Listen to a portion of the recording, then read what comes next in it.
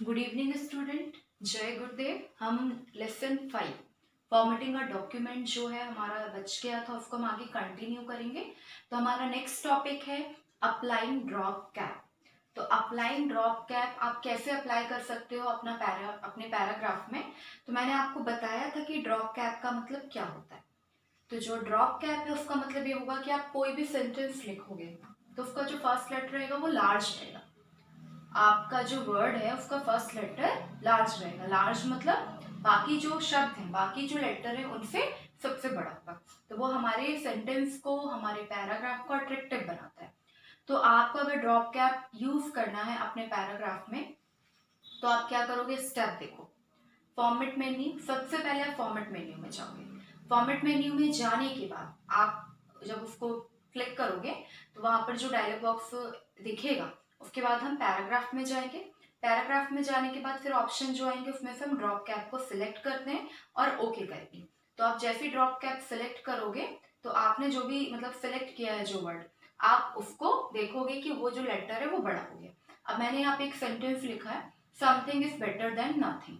तो जो समथिंग का एस है वो यहाँ पर जितने भी शब्द लिखे, लेटर लिखे, वो सबसे बड़ा है। क्यों? क्योंकि मैंने समथिंग का जो ये लेटर है उसको मैंने सेलेक्ट किया था कि मुझे उसको लार्ज करना है। तो यहाँ पर ड्रॉप कैप में ये रहेगा कि वो आपसे पूछेगा कि आपको कितने लेटर बड़े करने हैं। तो आपको नंबर ऑफ लेटर्स बताने होंगे, उसकी लेंथ विड्थ कितनी, मतलब कि बहुत ज्यादा उसको बोल्ड करना है, बहुत ज्यादा इनलार्ज करना है या कम लार्ज करना है। तो वो सारी इंफॉर्मेशन आपको डालनी होगी, तब वो आपके लेटर को जो है वो इनलार्ज करके देगा। तो ड्रॉप कैप का मतलब यही होगा, to enlarge only the first letter. या फिर आप जितने लेटर अगर सेलेक्ट करना चाहते हो तो वो भी, लेकिन मैक्सिमम यही होता है कि वो आपके सिर्फ फर्स्ट लेटर को इनलार्ज करेगा और आपके पैराग्राफ को और अट्रैक्टिव बनाएगा। तो अप्लाइंग ड्रॉप कैप का मतलब यही होता है।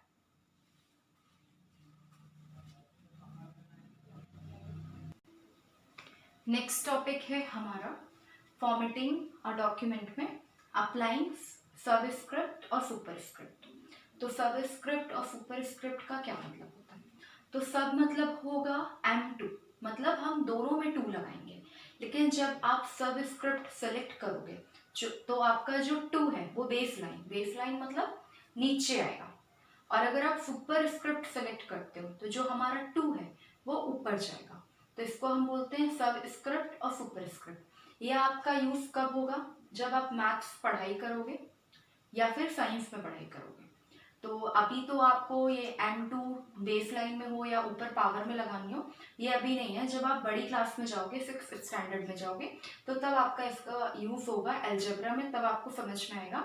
और साइंस में हमारे केमिस्ट्री चैप्टर्स में कि ये वाले M2 की क्या वैल्यू होती है और ये वाले M2 की क्या वैल्यू होती है और इन दोनों का यूज हम कहाँ करते हैं।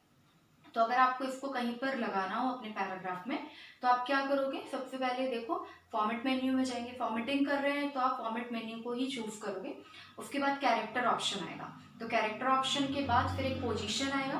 पोजीशन में जब आप क्लिक करोगे तो आपको सबस्क्रिप्ट और सुपर स्क्रिप्ट दोनों दिखाई देंगे। आप उसको सिलेक्ट करोगे और सिलेक्ट करने के बाद ओके करोगे। तो आप सबसे पहले ये भी ध्यान रखना है कि हमें कोई भी लेटर है अगर उसमें आपको लगाना है तो वो सिंपली पहले इस तरह से आपको कुछ तो देगा, एम लिखा होगा और 2 लिखा होगा। तो अब आप जब आप इसको 2 को या तो इस फॉर्म में लेके आना चाहते हो या इस फॉर्म में लेके आना चाहते हो, तो आपको एम को नहीं, सिर्फ 2 को पहले, सबसे पहले आपको 2 को सिलेक्ट करना होगा। और आपने जब 2 को सिलेक्ट कर लिया उसके बाद आप फॉर्मेट मेन्यू में जाओगे, फिर कैरेक्टर में जाओगे, फिर पोजीशन में जाओगे, देन सब एंड सुपर स्क्रिप्ट में जो भी करना है, ऊपर पावर देनी है या नीचे देनी है, आप सिलेक्ट करोगे, देन आप ओके करोगे। लेकिन आपको ये याद होना चाहिए कि सब मतलब होता है बेस लाइन में हम 2 लगाते हैं और सुपर मतलब होता है ऊपर हम पावर लगाते हैं। तो ये चीज आपको क्लियर होनी चाहिए।